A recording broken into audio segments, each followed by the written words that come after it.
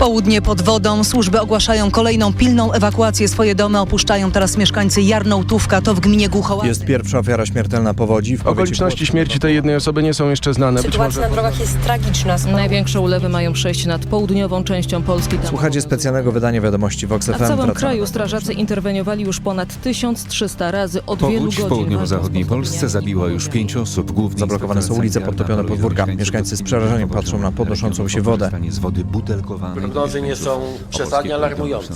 Samochody są w wodzie do wysokości pół metra. My się Ulice boimy, płyną. oni twierdzą, Część że niby mieszkańców przybędzie tam ewakuuje się 20 z miasta. centymetrów, ale my w to nie wierzymy, tak? My jesteśmy wszyscy w dole.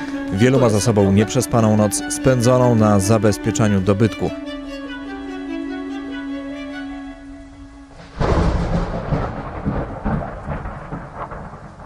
Dwunastego września napływający z południa Niż Genueński spowodował w Polsce intensywne opady deszczu. Już sama nazwa układu niskiego ciśnienia sprawiała, że media w kraju poświęciły akurat tym opadom więcej miejsca. Niektórzy pamiętali jeszcze, że to właśnie Niż Genueński spowodował w 1997 roku opady, które były jedną z przyczyn powodzi tysiąclecia. Tym razem największe opady w Polsce wystąpiły na Śnieżniku. W ciągu 3 dni spadło tu tyle wody, ile zazwyczaj w 8 miesięcy, a czasem nawet przez cały rok.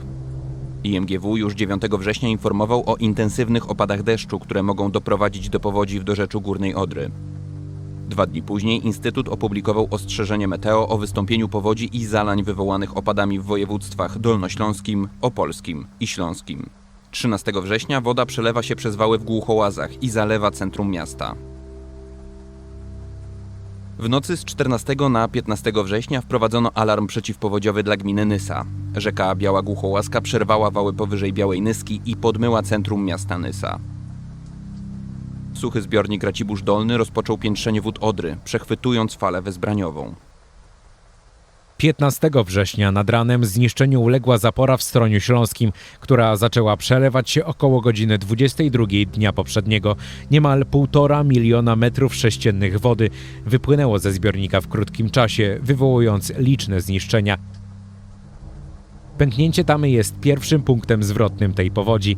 Dochodzi do zniszczeń o skali, których chyba jeszcze 2 dni wcześniej nikt się nie spodziewał. Dlatego już wieczorem jesteśmy w samochodzie na Dolny Śląsk. Woda w Kłodzku zaczęła opadać. Do miasta wjeżdżamy tuż przed świtem. Szlam pokrywający ulicę Kłodzka jest jeszcze mokry. Woda, która dopiero opada, odsłania skalę zniszczenia. Ja pierniczę. Jeszcze gorzej jak w 97. To drogi od nowa wszystko robić trzeba. No i sklep, niech pan zobaczy, jeszcze chyba wybita, właśnie dzwonię do szefowej, normalnie masakra. Jak wysoka była tu woda? No była wysoka, ja już wczoraj patrzyłam, także było tak. To tak myślę 3 metry. Więcej, albo za 6. Jak pan zobaczy, to jest tragedia normalnie. No wszystko poprzewracane. Mało tutaj w Żabce, tutaj od strony tego, nie mamy w ogóle szyby.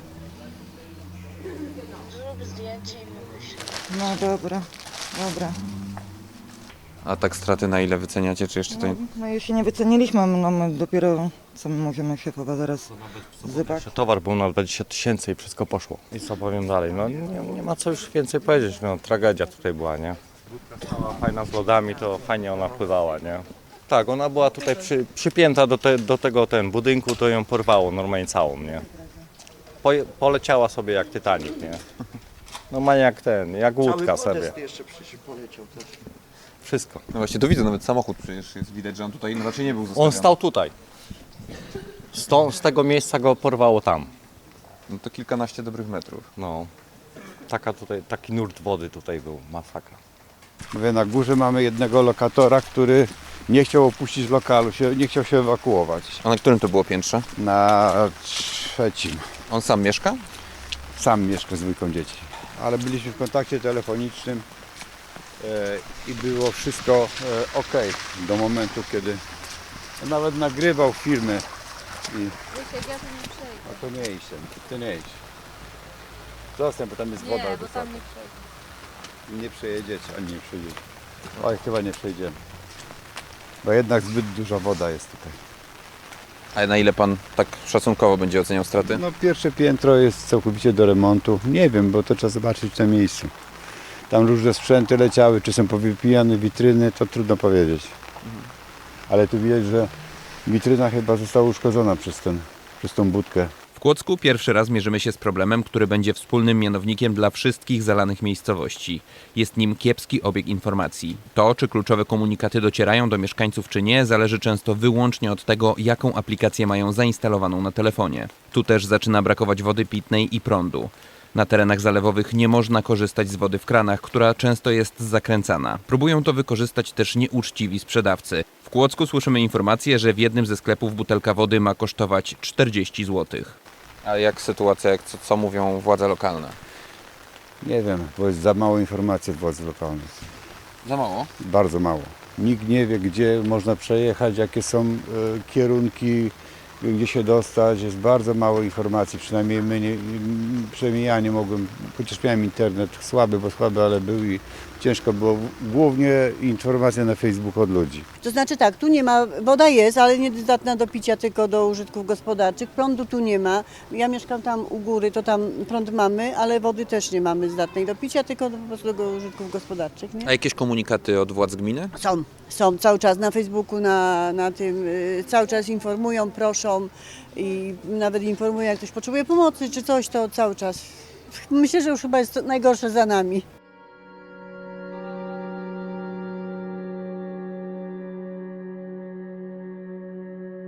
Jedną z okolic, które ucierpiały najbardziej w Kłodzku, jest ulica Grodgera, położona w dolnej części samego centrum miasta. To tu, na jednej z kamienic, umieszczona jest rzeźba wilka. Dla mieszkańców Kłodzka niezwykły symbol katastrof, które dosięgają miasto. A wszystko za sprawą Filipa Fediuka, zwanego Filipkiem. Filipek z Waliszowa urodził się w 1907 roku u podnóża Gór Stołowych i już od dziecka, jak twierdzą jego znajomi, obdarzony był niezwykłym darem widzenia. Filipek w latach 70. miał wygłosić dla miasta ponurą przepowiednię. Kiedy spotkają się 3 siódemki, kataklizm nadejdzie, a wilk opije się wody. Jak można się domyślić, niewielu mieszkańców wzięło te słowa na poważnie.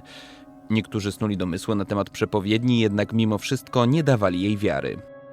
To zmieniło się podczas powodzi tysiąclecia w 1997 roku. Kłodzko było jednym z tych miast, które kataklizm dotknął najbardziej. Woda wdarła się do miasta dokładnie, gdy spotkały się 3 siódemki. 7 lipca 1997 roku. Poziom wody na Grodgera sięgał wtedy 1. piętra. W pewnym momencie wilk z płaskorzeźby miał mokry pysk, jakby dopiero co napił się wody. No ale wilk się napił? No nie napił. Legenda nosi. Filipek przepowiedział, ale... Jeszcze to jest tak, kiedyś się napije. Ale dzisiaj mówili, że metr więcej. Napił się. Nie, 20 centymetrów niżej mówił. No praktycznie się napił, bo było pokazane, co nie? Gdzieś tyle było, No, bo Na Filipek... klasztorze widać jest ten poziom wyżej, ten, który był z 90. No, wyżej. To w środku jest tabliczka z 80 roku, to jeszcze wyżej jest. No. To jest 1880. Tak, jeszcze ile tam, 140 lat, nie? Ja powiem tak, że w 97 byłem w pracy, jak ta woda podchodziła i doszła do pewnego punktu u nas w szpitalu, prawda? A teraz byłem dzisiaj w nocy i ona wczoraj już do tego punktu, że wyżej była u nas. Może się bardziej rozlała, co nie? Może. Ale to zrobiła sajgę. Jedni twierdzą, że był wyższy stan wody, drudzy twierdzą, że nie. No ale to tak patrząc po budynkach. No ale też z tego co widać, to strasznie nurt był taki tutaj, że... No nadal nurt Nysy Kłodzkiej jest strasznie silny. Obawiacie się, że znowu ta woda wybije w górę? Nie, chyba raczej już nie, bo to co miało spłynąć, to musiałoby chyba znowu padać przez, 2 tygodnie. No szkoda tej pracy, tego wszystkiego. Co ciekawe, Filip Fediuk miał jeszcze jedną przepowiednię dla miasta. Historia Kłodzka ma dobiec końca, gdy spotkają się 3 dziewiątki, a lew kłodzki umoczy w wodzie pysk. W przepowiedni chodzi oczywiście o płaskorzeźbę lwa, która w Kłodzku znajduje się na gmachu ratusza. 30 metrów wyżej niż rzeźba wilka. To z kolei miałoby katastrofalne skutki dla całego miasta.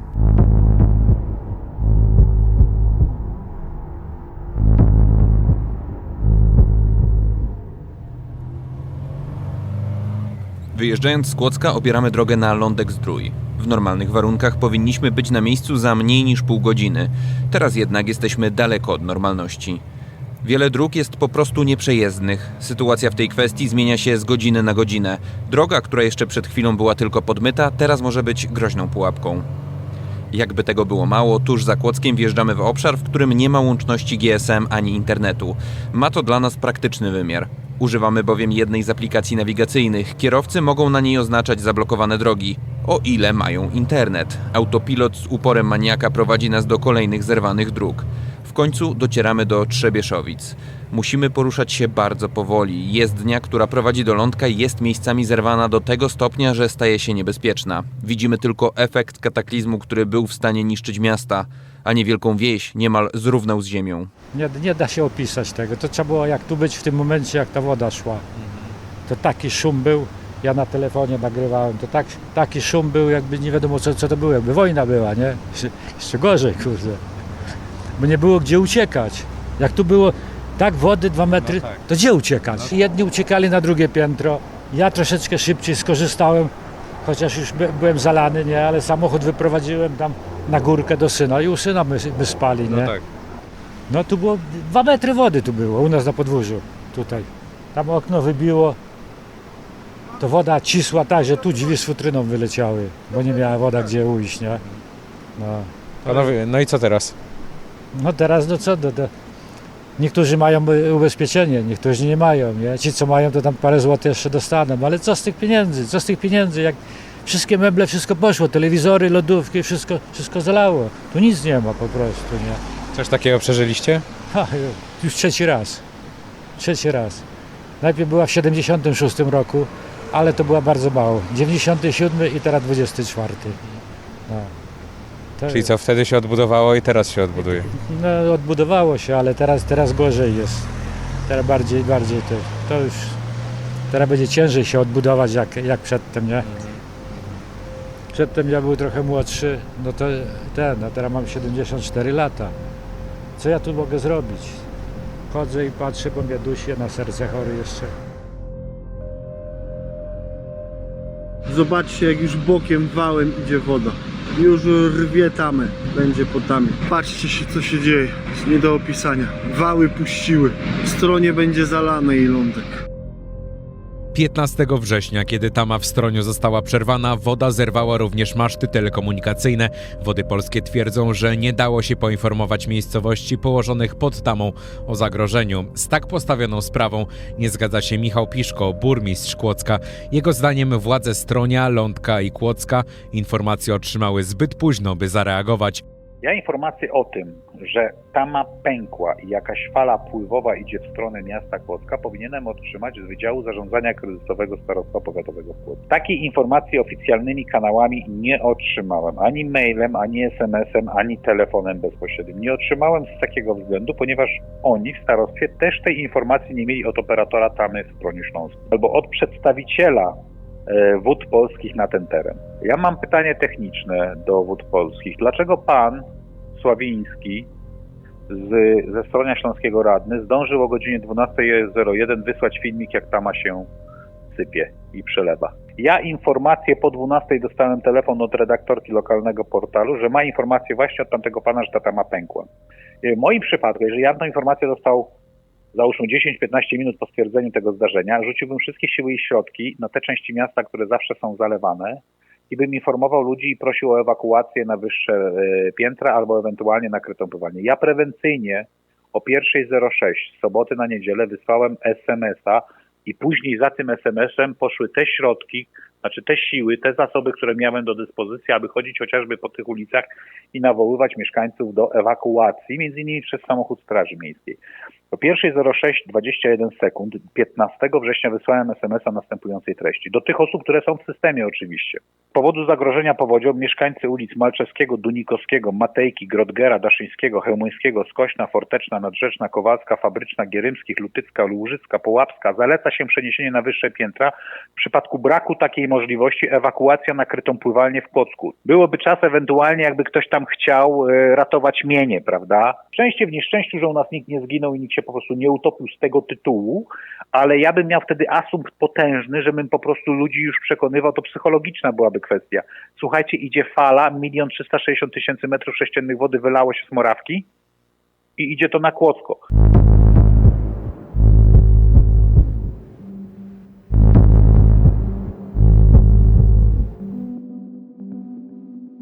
Po 2 godzinach podróży docieramy do lądka. Pierwsze wrażenie jest przerażające. Samochody są porozrzucane po okolicy jak zabawki. Wszędzie unosi się znany już nam zapach szlamu. Do miejscowości można dojechać jedną zniszczoną drogą. Do szpitala uzdrowiskowego w tej miejscowości nie da się dotrzeć drogą lądową. 4 pacjentów czeka tam na ewakuację. Mieszkańcy z oburzeniem wspominają o tym, że informacje o ewakuacji otrzymali zbyt późno. 14 było już po wszystkim. Gdzieś 14 to 14, szło, chyba tak. koło 14 to szło. To ludzie Po to nawet 12 żeśmy dostali tylko znienacka informację od w sumie prywatnej osoby, która jeździła z mikrofonem i komunikat brzmił wypierdalać. No. Proszę Chce wypierdalać. pan więcej informacji, można podejść pod strażą, ludzie stoją, bo kazali najpierw godzinę czekać, teraz ogłosili godzina 2, że z wodą może dotrą. Nie ma wody pitnej, był chyba jeden bus, to rano rozdawali, później bus był z pieczywem do kupienia, no to też godzina czasu.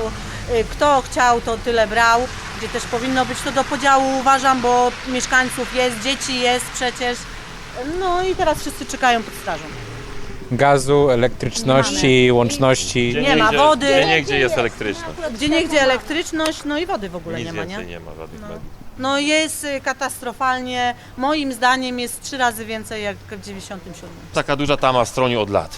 I ona miała nie pęknąć, no i pękła. I połowy nie ma. Mówię, ludzie Rano sobie była informacja, tama nie pęknie, na pewno nie pęknie. No i właśnie, tak jak ty mówisz, I co chodzi my o tą mieliśmy też zrobić? informację, bo nawet myśmy O stali pierwszej w nocy ludzie mówili, że godzinę tama czasu pęka, że żeśmy przecieka. stali, A służby mówią, że nie, że urzędu jest nie przyjdzie, nie wojsko. poda informacji, cokolwiek. Tu nie było nikogo. Gdzie oni powiedzieć. te wojsko Kazali po prostu widzieli? czekać, będzie woda, będzie jakaś żywność, proszę nie, stać i nie, czekać. nie, A nie. faktycznie, no A ktoś za z chwilę urzędu powinien uciekać na górę. poinformować, jak ta sytuacja dalej wygląda. Ludzie się denerwują, twierdzą, że tam, no nie wiem, służby nic nie robią. No służby też robią w ramach swoich możliwości. Za mało Jest jest, ich tak. mało. Oni pracują, nie wiem, po 24 godziny, po 48 godzin. O nich też się nikt nie postara. Bez jedzenia, jakieś tam picie pewnie mają. Nikt o nich nie myśli też. Bo to trzeba niestety o wszystkich myśleć, tak? Wszyscy ciężko pracują. No tak, no każdy ma swoje limity, no zapieprzać cały dzień. I Więc później, no po prostu wszyscy czekamy. Wszyscy czekamy, nie wiemy co będzie dalej. Burmistrz Lądka-Zdroju Tomasz Nowicki również opowiada o tym, że miasto znalazło się w sytuacji, w której informacji było za mało, a na szali było wiele ludzkich istnień. My nie mieliśmy dostępu do tych informacji, natomiast wyszliśmy z założenia, że ta tama może pęknąć. W związku z czym dużo szybciej prowadziliśmy ewakuację, nie licząc się z tym, czy to będzie dyskomfort dla mieszkańców. Lepiej, żeby to był dyskomfort dla mieszkańców, niż potem dramat po prostu utraty życia i zdrowia. Mieliśmy hydrologa w sztabie, który twierdził, że to jest dobra decyzja, że nie możemy z rachunku prawdopodobieństwa tego wyliczać, tylko po prostu musimy ratować życie i zdrowie ludzkie i wyprowadzaliśmy mieszkańców na wyższe partie miasta. Jak się okazało, ta fala była tak duża i tak szybko przeszła przez lądek, że my w innym przypadku nie mielibyśmy możliwości ewakuowania mieszkańców, nie byłoby na to czasu. Ta szybka reakcja spowodowała, że może mamy dramat, miasto jest zrujnowane, ale ludzie żyją i są z nami. Ja myślę, że te transporty będą już do nas sukcesywnie docierać. Największy problem był wczoraj wieczorem, bo nasze informacje do nikogo nie docierały. My byliśmy całkowicie odcięci komunikacyjnie, uruchomiliśmy agregat i stworzyliśmy taką nieduże połączenie internetowe. Ja korzystając z telefonu, z Wi-Fi calling, dzwoniłem po wszystkich redakcjach, do których miałem dostępne numery, żebyście Państwo rozkolportowali taką informację, że u nas jest dramat. Potrzebowaliśmy tej pomocy naprawdę, bo byliśmy wykluczeni komunikacyjnie całkowicie i mówię tutaj również o połączeniach internetowych, telefonicznych. Po przejściu fali lądek został niemal kompletnie odcięty od świata. W mieszkańcach rośnie frustracja, bo nieliczne służby, które tu docierają, są w stanie zaspokoić minimum potrzeb w postaci wody butelkowanej i chleba. W Lądku nie ma dostępu do sieci komórkowej, ale mieszkańcy rzadko mają tego świadomość. Od 3 dni nie mają prądu, więc ich telefony komórkowe po prostu nie działają. Najwięcej rozgoryczenia jest na rynku. Woda podmyła kamienice, zostawiając tu wielkie leje w ziemi. Nie wiadomo co ze ścianami budynków. Zniszczenia są tak duże, że niektórzy nie wiedzą nawet od czego rozpocząć sprzątanie. Warto zaznaczyć, że skala zniszczeń przerosła wielokrotnie możliwości tak niewielkiej gminy jak Lądek-Zdrój.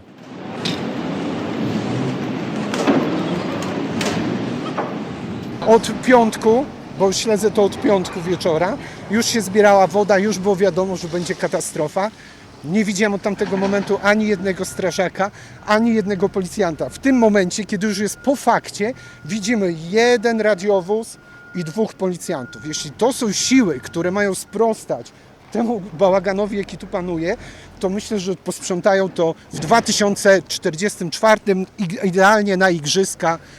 Jedni mówią, że jest podobnie, drudzy mówią, że jest gorzej. Moim zdaniem jest podobnie.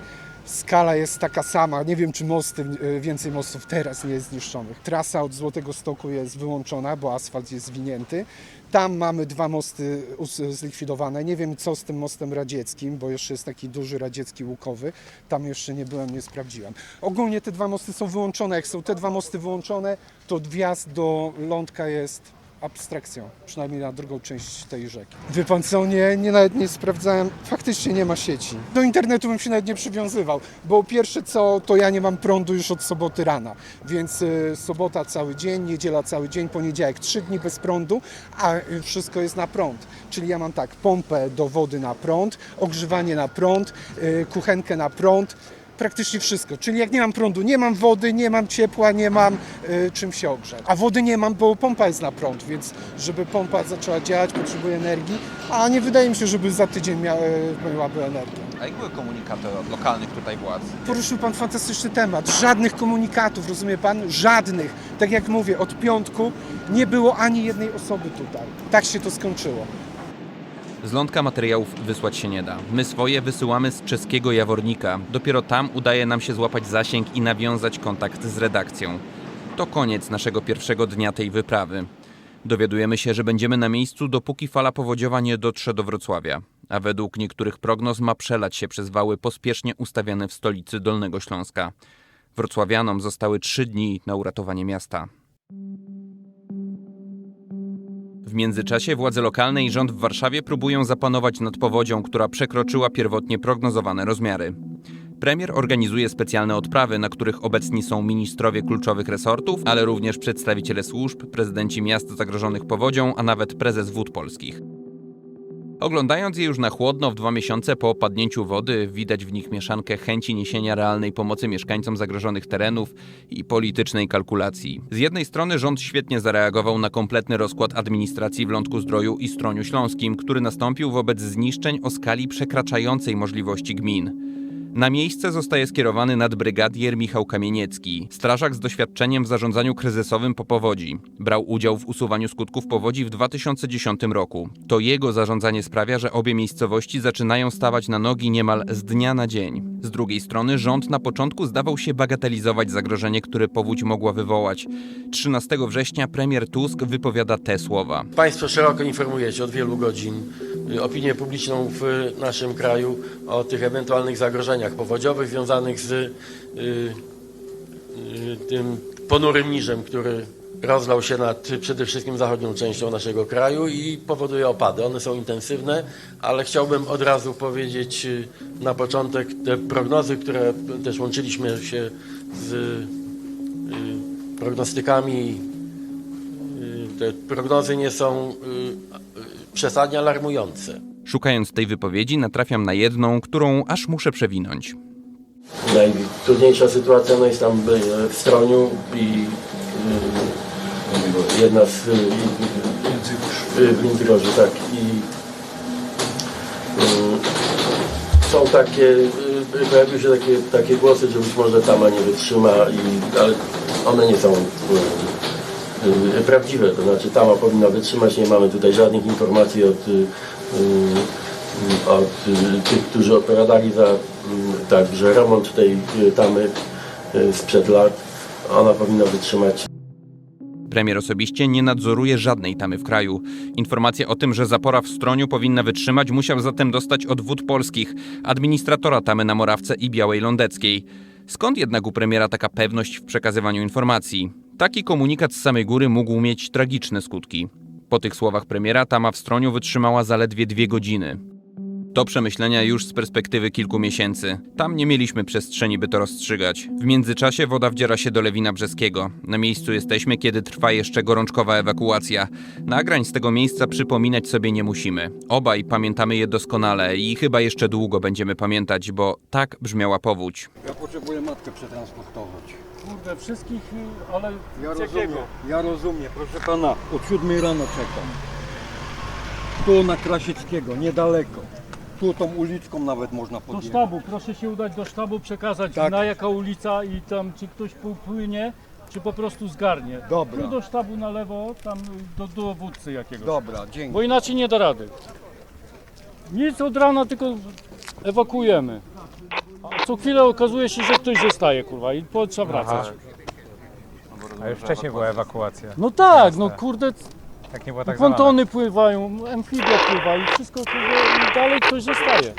Dzień dobry, ja chciałem się upewnić, bo potem mi powiedzieli, że mogę własnym kajakiem dopłynąć do domu. Jest jakaś możliwość? Tylko Ale muszę to- go donieść tutaj, tak? Ja nie wiem, kto podjął taką decyzję, ja bym na to nie pozwolił, ale kto tak No to powiedział? właśnie tu policjant mi mówi, tam mi mówił... Ja nie będę ingerował, jak pan na swoje ryzyko takie działania no bo podejmuje, widzę, że tutaj też chyba... ale oni wynosili kogoś. Tak, My musimy się na rynek dostać. maści los. Ja wiem. Do sztabu. Do urzędu muszę, bo ja mam dla nich powerbanki, Do karty sztabu. SIM i tak To dalej. pani już była, No to ja wiem. wiem, tylko że ja czekałam... Czy ktoś będzie płynął do sztabu? Tak. W ogóle psychika moja już nie działa, bo przeraziło mnie to i się boję sama być z dzieckiem w domu. Nie wiem, ile mam tam wody. Dlatego bym chciała się zapytać tego pana. Może pan się zapytać, czy on jedzie do Osiowa? A pan jedzie do Łosiowa? Woda przybiera tam pani i zreanimowana jest strasznie. Ja uciekam. A jak szybko woda przybrała? Bardzo szybko, nie wiem, ciężko mi powiedzieć, naprawdę. Wczoraj dostaliśmy sygnał około pierwszej w nocy. No, ze zmęczenia też poszliśmy spać, także o 7 rano się obudziliśmy, to już woda była w domu, także... Mieliśmy wcześniej przejść się, tak zobaczyć 500 metrów od domu, od mieszkania i słyszeliśmy już strumień. Dosłownie tak jakby ta rzeka po prostu szła, ten taki huk wody, że po prostu idzie na nas ze strony Kantarowic. A Państwo pamiętacie wcześniej tego typu wydarzenia? Nie wiem, powód 9/7. W 97 mieliśmy to samo. To samo. To samo, ale teraz jest gorzej, Czemu gorzej? bo jest więcej wody. Wody jest. Gorzej Samo to wiemy, my mamy parter i pierwsze piętro. W 97 mieliśmy po 2 schodki, do drugiego schodka mieliśmy wodę, a teraz mamy do 3 schodka, czyli jest więcej tej wody. A były jakieś komunikaty o ewakuacji czy coś takiego? Nic Znaczy, nie to, było. co mi się nie podoba, to po prostu... Znaczy ja powiem tak, jak przyjedzie do Lewina cyrk, to jeżdżą z megafonem, ogłaszają po całym Lewinie, a jak dzieje się coś takiego, to też by mogli zrobić coś takiego samego, że jeździć z megafonem, ogłaszać ludziom, co się dzieje, gdzie może wylać, jak może woda wystąpić, z której strony. Nie ma żadnej komunikacji. Woda przybywa, jednak już około 15 cm wody przybyło. No coraz częściej ludzie się zgłaszają do nas, proszą o jednak ewakuację. Najgorzej jest z tymi starszymi ludźmi. W tej chwili też popłynęli koledzy ewakuować jednego leżącego chorego i 2 starsze osoby. Także za chwilę ratownicy medyczni tam już popłynęli z kolegami i będą ich ewakuować. Jest jedno miejsce, które powódź może pozostawić silniejszym. To Nysa. W nocy z 16 na 17 września fala powodziowa dotarła do miasta, którego dzielnie bronili mieszkańcy. W Nysie jesteśmy tuż po heroicznej obronie miasta. Ewakuacja mieszkańców terenów nadbrzeżnych sprawiła, że ulice są kompletnie puste. Przy wałach widać porzucone worki z piaskiem, widoczne ślady walki, która toczyła się tu przez całą noc. Najważniejsze jest jedno. Woda została zatrzymana w korycie rzeki. Podtopione zostały pojedyncze budynki, ale straty są stosunkowo niewielkie.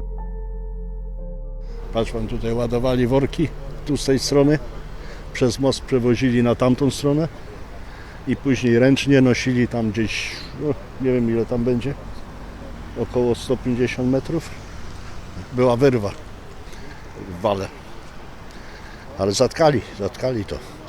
Później jeszcze helikoptery tam latały całą noc, rzucali jakieś tam cięższe takie rzeczy, nie, i zatkali. Jak dużo osób? Oj, to było tutaj, wojsko, ale dużo było tu mieszkańców, tutejszych młodych ludzi. No właśnie, jak mieszkańcy zareagowali, ruszyli do pomocy? Ruszyli. Ktoś musiał dać znać tutaj w nocy, nie, wieczorem i ruszyli. Nawet tam, widziałem na zdjęciu gdzieś w telefonie, że nawet tam siatkarze, bo tutaj jest ta przecież liga, nie? To trener był i ten prezes nawet był tutaj, no. Ich tam też chyba zalało z tamtej strony. To chcieli to pomóc, nie, żeby nie dolało po prostu, bo to jakby tutaj jeszcze poszła, nie? Oni specjalnie to obniżyli jakiś tutaj poziom troszkę, zatrzymali wodę i tam zatkali tą dziurę, bo jakby to poszło, to by było tutaj centrum zalane i jeszcze więcej, nie? Chciałbym podziękować tu społeczeństwu za ofiarność i tak dalej, bo to było coś naprawdę. Jak wyglądała ta noc?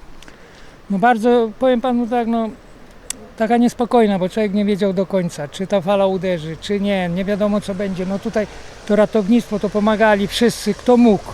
Nie, naprawdę widzę prywatne samochody i ofiarność ludzi. Coś naprawdę warte tego. A teraz czujecie się bezpiecznie? No wie pan, no tak 50-50 jak mówią Anglicy, nie? Że pół na pół. No, trudno powiedzieć, bo słyszałem też, że jeszcze jakieś dodatkowe zrzuty mają być, nie? No bądźmy dobrej myśli. Jeżeli do tej pory przetrwaliśmy, to myślę, że jakoś sobie z tym damy radę. Dzisiaj mamy wtorek 17, ale wczoraj po ogłoszeniu ewakuacji miasta po godzinie 16-17 w mediach społecznościowych została taka rzucona wezwanie na pomoc mieszkańców i mieszkańcy, że tak powiem, dali odzew i wszyscy zebrali się przy moście przy ulicy Kościuszki i tą tytaniczną pracę, którą wykonali, można powiedzieć, to dzięki mieszkańcom Nysy. Nysa została uratowana. Pracowali do chyba drugiej, jak nie myli mnie pamięć, do 2 w nocy, od godziny 18-17. Cały czas tam mogło być około 1000 ludzi. Przekazywali sobie, ładowali worki, przekazywali pick-upy, wozy. Tam widziałem, prywatne. nawet siatkarze byli. Tak, nawet siatkarze, więc cała taka społeczność nowoonyska, kto mógł, kto po prostu się nie ewakuował, a był niezagrożony, bo był na tej lewostronnej części miasta, przyszedł i pomagał. No, można powiedzieć też niektórzy, bo Bartek, tutaj mój kolega koło mnie stoi. Własnymi prywatnymi samochodami przyjeździli, pick-upami, busami, własne koparki, ciężarówki, jeździli po kamień, przewozili worki z piaskiem. No ogrom pracy mieszkańców własnymi środkami. Poważnie w Nysie ucierpiał jeden jedyny budynek. Jakimś ponurym zrządzeniem losu był to szpital powiatowy. Tutaj jest główny wjazd. Karetki tędy tutaj wjeżdżali, przyjeżdżały, pacjentów przywozili. Tutaj takie drzwi rozsuwne były, no one po prostu całkowicie były wyrwane, nie było nic. A teraz podejdziemy tutaj do tego tomografu. Tutaj jest tunel i tutaj też te drzwi były wyrwane całe. Widzę, że tam dalej woda stała. Tak, stoi do tej pory. Tutaj mamy pracownię, raczej była jedna z 2 pracowni tomograficznych. Zostało tylko dwiliszcze, puste pomieszczenie, nie ma nic. Tu był tomograf komputerowy, jeden z 2. Jak rozumiem, już się nie uratował. Raczej nie. Gabinety RTG, gabinety USG, no wszystko wygląda tak jak wygląda. Tutaj tomograf komputerowy. Coś było wynoszone, ale to mówię, no to po prostu przyszła fala taka uderzeniowa, że wygląda tak jak wygląda. Artur Kamiński, dyrektor Szpitala Powiatowego w Nysie. Zniszczeniu uległy najważniejsze sprzęty medyczne związane z naszymi pracowniami, które były zlokalizowane w przyziemiu budynku naszego szpitala w Nysie. Mam tutaj na myśli pracownię tomograficzną składającą się z 2 tomografów, pracownię rezonansu magnetycznego, pracownię endoskopową. Tam niektóre sprzęty uratowaliśmy z endoskopii, ale część uległa zniszczeniu. Całe laboratorium diagnostyczne uległo zniszczeniu. I to jest serce diagnostyczne szpitala, bez którego szpital funkcjonować nie może. To wszystko było w przyziemiu szpitala, bo tak konfiguracyjnie od wielu, wielu lat nasz szpital działał i to w zasadzie odcięło nas od jakiejkolwiek działalności. Jeżeli chodzi o taki wstępny szacunek, to mówimy o kwocie około 50 milionów złotych. Ja myślę, że to mówię to dzisiaj i nie przywiązywałbym się do tej kwoty. Ta kwota może wzrosnąć, bo jesteśmy parę dni po tym kataklizmie i tak naprawdę szczegółowe szacowanie strat jest przed nami. Dzisiaj przede wszystkim skupiamy się na uporządkowaniu szpitala. Bardzo dużo nam pomagają przeróżnego rodzaju służby ratownicze, służby wojskowe, mundurowe, ale przede wszystkim pracownicy Nyskiego Szpitala, którzy normalnie przyszliby do pracy albo na oddziały szpitalne, albo do administracji, albo do obsługi, a tak wzięli kalosze w ręce, wzięli rękawice, wzięli mopy, wiadra i przyszli do pracy pracować, ciężko i porządkować przecież ich miejsce pracy, bo naszym celem jest, żeby szpital jak najszybciej został uruchomiony, bo jeżeli uda nam się pozyskać mobilny tomograf, mobilne laboratorium diagnostyczne, mobilny rezonans magnetyczny i wpiąć to do systemu, a podstawą jest powrót funkcjonowania sieci elektrycznej, czyli dostawy prądu, która już w jednej części szpitala jest, ale w drugiej jeszcze nie ma, to jest szansa, że wrócimy do pełnej działalności pomimo tak wielkich strat. SK Rok. Raport. 9:02, czas na raport. Michał Poklękowski, zapraszam. Do 5 wzrosła liczba ofiar śmiertelnych powodzi w Polsce. W nocy odnaleziono ciało mężczyzny przy ulicy Jagiellońskiej w Nysie. Jak potwierdziła policja, zwłoki należą do poszukiwanego wcześniej 71-latka. Po kilku dniach nieobecności wracamy do Lądka i Kłodzka. Sytuacja jest tu nie do poznania. Do miast wkroczyli żołnierze. Wielkie sprzątanie, które zaczęło się tu kilka dni temu, w końcu nabiera jakiegoś zorganizowanego charakteru. Dla wielu osób jest to też jednak chwila, by po raz pierwszy zmierzyć się z tym, co powódź im zabrała. Jak pan widzi, sprzątamy się cały czas, bo jeszcze się nie posprzątaliśmy. Jeszcze jutro będziemy to wszystko zmywać, ściany, podłogi. No i no co teraz? Wie pan, z mojej perspektywy, człowieka, który stracił swoje miejsce pracy, ja chciałbym jak najszybciej wrócić. Ale wiem, że nie będzie to możliwe, ponieważ są takie straty i takie potrzeby, że to wszystko wymaga czasu, ten remont. Więc ja myślę, że jeżeli wrócę, a zdecydowaliśmy się wracać, no to myślę, że potrwa to pół roku. Z tego wszystkiego, co ja widzę, to no nie oszukujmy się, potrzeba środków finansowych. Resztę mamy, bo my, tacy tutaj mali ludkowie, najmniejsi, to my się szybko organizujemy i w sumie za chwilę mamy i gumowce, i łopaty, i wszystko, co trzeba. Natomiast potrzeba środków finansowych, ponieważ teraz zaczniemy toczyć batalię, a nie wierzę, żeby to wszystko poszło bardzo gładko i sprawnie, czyli toczyć batalię z firmami ubezpieczeniowymi. A jak oceniacie tą pomoc z perspektywy samorządowej, rządowej? Ona dotarła tu na czas, jaki miała wymiar? Ja przepraszam, że tak powiem, ale ja nie zauważyłem żadnej pomocy. Bo ja nie wiem, czy to jest pomoc samorządowa, strażacy, no to nie wiem, czy to jest pomoc samorządowa, strażak. Strażak jest zawsze, wszędzie, bo taka jego służba. Natomiast tutaj, no co, worki sami nasypywaliśmy sobie, woziliśmy, przywoziliśmy, ja wiem, co tu takiego. Ja tu nawet nie widziałem jeszcze nikogo z samorządu. Bo dla mnie to jest, wie pan, to jest nieprawdopodobne, żeby tu się nikt nie pokazał, nie przyszedł zobaczyć. Po prostu przyszedł, no ja z ciekawości bym przyszedł zobaczyć, jak to się dzieje. Ich nie ma, oni 200 metrów stąd są. Nie wiem.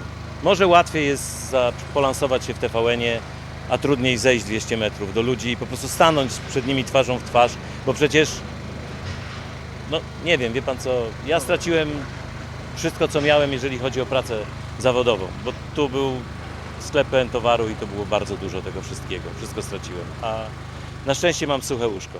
Strasznie to Nie chcę się wygląda. nawet denerwować. Niech pan patrzy, to Tam wszystko jest w gnoju. właśnie cienko, Wszystko nowo poście, wszystko nowa. Woda w Wszyscy środku jest tam. Otwórz tą folię, tam Chciałam jest, to, no i co? O, woda. Chciała wytrzeć, a tam w środku woda. Wszystko zgniło. Bo tu widzę, wysoko była woda chyba. No była woda gdzieś tak 1,60 m. No.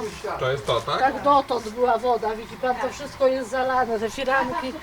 Tutaj, o proszę bardzo, manekin jest taki mojego wzrostu, czyli 1,70 m i niech pan zobaczy, jaki manekin wygląda. Czyli woda była około 2 metrów. Nowe firanki.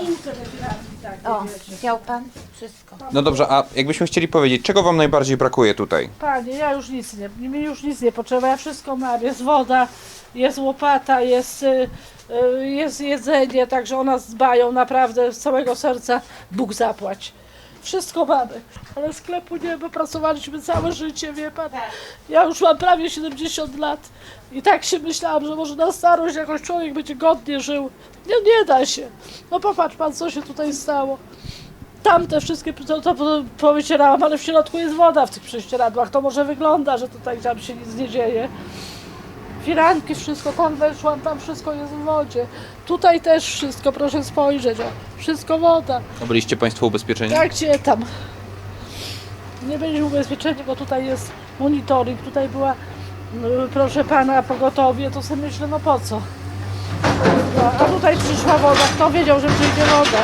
Od powodzi się nikt nie nie ubezpieczył, na pewno nikt od powodzi się nie ubezpieczył. Wiesz, myślał, że w 97 była woda i teraz znowuż. No tu nie Właśnie w 97 nie było w tym nie miejscu. było tutaj. Tak nie Tak zalało, nie zalało, jest tak teraz zalało. Teraz strasznie zalało. Przez ten wodę to u was pękł ten. Tama pękła. Przecież woda była na Pana, tam chodniku. pękła tama. No tragedia, my uciekaliśmy z tego naszego bloku, żeby się jakoś życiem uratować. No jakoś uratowaliśmy się. Nasz blok stoi i istnieje, no ale Prosto z Lądka jedziemy do Stronia Śląskiego. Tak zniszczonego miasta nie widziałem nigdy i chyba nigdy więcej nie chcę oglądać. Ale ludzie są tu zaskakująco pozytywni i to po tym, czego doświadczyli. Ile optymizmu jest w stanie wykrzesać ktoś, kto od kilku dni wyłącznie wyrzuca szlam z własnego mieszkania? Dokładnie, od 9 aż słońce zajdzie praktycznie. Do 20 żeśmy działali. Dzisiaj też teraz jeszcze wodę wypompujemy zaraz i już po robocie. Ale jest prąd, od wczoraj jest prąd. Tak. Powiedzmy 3 dni tak od rana do nocy i u nas jest temat mniej więcej ogarnięty. Mniej więcej ogarnięty. A jak tutaj oceniacie te zniszczenia, jak długo może to zająć, żeby się w ogóle z tego Nie podnieść? wiem, czy pół roku, czy rok, czy w latach może to można liczyć. Ja czegoś takiego w życiu nie widziałem. Różne rzeczy widziałem w swoim życiu, bo i byłem na Ukrainie i widziałem, co było, jak się wojna zaczęła u nas tam przy wschodniej granicy, ale czegoś takiego jak tutaj to... Jak przyjechałem we wtorek, to przepraszam za wyrażenie, ale no brak słów, po prostu brak słów, tak. Nie chcę powiedzieć, że szczęka opadła. Jedni pomagają, a drudzy kradną. No to i to jest takie, tak to Właśnie, bo można powiedzieć. tu był chyba duży problem z tym. Tak, no ja rowery wyrzuciłem przedwczoraj z piwnicy. Przedwczoraj wyrzuciłem rowery z piwnicy, już nie miałem siły ich obmyć. Na drugi dzień mówię myję, a przychodzę już nie mam co myć. No bo nie ma rowerów. No. Ale to ładnie działa. Tak, no i tam do znajomych też podjechał bus w nocy i powiedzieli, żeby nie świecić na nich latarkami, bo oni przyjechali tutaj, oni jadą do kościoła. No a gdzie oni do kościoła? O 23 jadą. Sklep taki z srebro, złoto, jakieś tam, no może nie jubiler, ale to też w nocy chodzili i po prostu plądrowali, mówi, że okradli go wszystko. Ale myślicie Państwo, że to miejscowi? No niekoniecznie. Nie, miejscowi raczej nie. Różnie może być. Natomiast co trzeba powiedzieć, co by nie powiedzieć, no od wtorku widać tutaj i służby, bo jest i Państwowa Straż Pożarna, Ochotnicza Straż Pożarna działa i wojsko, naprawdę jest bardzo dużo wojska, bo to i wojska operacyjne, i Wojsko Obrony Terytorialnej i my też przez 2 dni mieliśmy tutaj pomoc wojskowych. I to pomoc nieoceniona, bo jednak nas 3 czy tam 4 w porywach, a tu nagle wchodzi 8 chłopa, więc no, zmienia to na pewno postać rzeczy. Walczyli w tej piwnicy, Nie a wiem, w 3 dni. czy byliście tutaj za budynkiem naszym zobaczyć, to po prostu przerażenie. Tam jest szok. Szliśmy z tamtej strony. Polecamy, bo tutaj generalnie wcześniej był taki mur, który trzymał koryto rzeki. W tej chwili, że tak powiem, jest plaża, tak? Można powiedzieć prywatna, także. Garaże nam poderwały, po prostu popłynęły. Tu dowiadujemy się, że szczyt fali kulminacyjnej dociera do Wrocławia. Ze względu na swoje spłaszczenie fala nie spowodowała poważnych zniszczeń, doszło jedynie do niewielkich podtopień. Straty po powodzi to kilka miliardów złotych. Zniszczenia infrastruktury, dróg, szlaków kolejowych, budynków użyteczności publicznej, czy po prostu tych mieszkalnych. Woda jednak znów zabrała jeszcze coś, czego oszacować się nie da. Dla mnie miejscem, gdzie takie straty widać jak na dłoni, jest Oława. Miasto, które przez powódź zostało jedynie podmyte. Jednak to, w jaki sposób mieszkańcy postrzegali powódź, sprawiło, że zapamiętam to na długo. Tak, byliśmy przygotowani, ale sami żeśmy się do tego, bo nie mieliśmy pomocy ze strony miasta, tylko wszystko żeśmy sami żeśmy organizowali. Tak, żadnej empatii, nawet butelki wody. Nic nam nie pomogli, wszystko walą tam Oława została podzielona na 2 części, na mieszkańców i na niemieszkańców po drugiej stronie Odry. Tak to wygląda. Mankata nie broni. Bo rozumiem, że rynek miasta i tam urzędy są po drugiej stronie. Dokładnie. Tak, i bronią tam, a my tutaj sami musimy. Czyli ani wojska, straży, policji? Nie było. Nikogo nie było. Pierwsze 2 dni nawet worków nie mieliśmy. Tak, sami wszystko sobie Sami organizowaliśmy. wszystko organizować między sobą, między mieszkańcami tutaj na wzdłuż Odry. W poniedziałek nie mogliśmy się doprosić, ale pan to będzie nagrywał? Ja będę w telewizji? W telewizji nie ma, jak pani widzi, kamery nie ma, ale w radiu tak. Ale w radiu może pan tego. Ja się wcale nie boję. Jestem w tym wieku, że nawet jak mnie posadzą do więzienia, to może bardziej będę... Nie mają za co sadzać. Będę bardziej bezpieczna. Dalej się boimy, dlatego że z drugiej strony ponoć już wotowcy mają amfibię ściągnąć, bo tam już brakuje kocy, jedzenia są całkowicie odcięci. Na Byszczyce to samo jesteśmy odcięci. Tutaj mamy większy problem z kanalizacyjnymi, wyrzucają nam wodę. My się boimy, oni twierdzą, że niby przybędzie tam 20 centymetrów, ale my w to nie wierzymy, tak? My jesteśmy wszyscy w dole i tu jest ten problem. Bo my jesteśmy tutaj parę metrów dosłownie od brzegu. Tak. Te wały są ustawione i wodę już widać. Wodę widać, bo wylewają na razie studzienki. Tam jest kawałek dalej hotel, to już był wczoraj podlany. Tutaj zauważyliśmy sami mieszkańcy, że jest cały murek popękany, zaczęliśmy robić raban.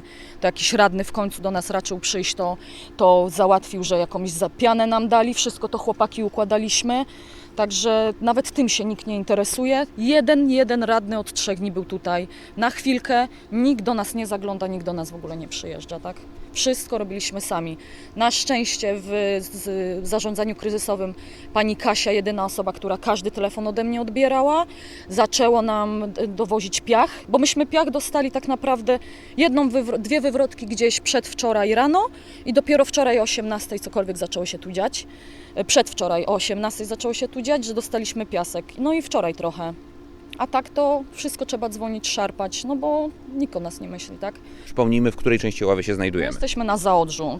To jest tak zwana ta część za mostem w stronę Jelcza, Laskowic. Które miejsca najbardziej ucierpiały przez te pierwsze wezbranie? Tutaj to z tamtej strony, od strony to Zwierzyniec jako pierwszy został odłączony, prąd rozerwali, wożąc piasek.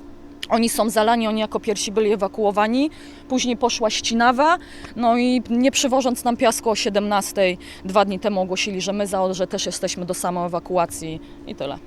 Zwierzyniec też ludzie pozostawali, powiedzieli, że oni nie zostawią swoich domów, tak, więc dalej tam są, ale no mówią, proszą, błagają na Facebooku o ludzi, ogólnie nawet o piasek i o worki, bo no tam nikt się nie interesuje tą częścią Oławy, tak. Mieszkańcy Zwierzyńca są przekonani, że zostaną poświęceni. Według nich władze miałyby pozwolić na zalanie Oławy w zamian za uratowanie Wrocławia. Niezależnie od tego, czy jest prawdziwe czy nie, to przekonanie słyszymy tutaj bardzo często. Dla tych ludzi prawda nie ma żadnego znaczenia, bo woda podchodzi pod okna ich domów. Na domiar złego władze lokalne część mieszkańców pozostawiają samych sobie. W Oławie zero jest komunikacji. My piszemy, że potrzebny jest piasek tutaj na Nadbrzeżną, a oni, no przecież jest wysyłany. Na Bażantową, tak, ale nie wiedzą, gdzie jest ulica Nadbrzeżna. Nawet się po urzędach dzwoni. Myśmy tutaj czekali na piasek 1,5 godziny. 3 telefony były wykonywane i wszystki piasek jechał na Bażantową. W końcu dostali parę chuj za przeproszeniem. W 5 minut piasek przyjechał. Dlaczego to nie jest naprawiane? Widzi pan, myśmy tam murki pianowali pianą, bo tam są dziury, że rękę można włożyć. Tu, gdzie są worki, tak samo jest cały murek na pół spękany.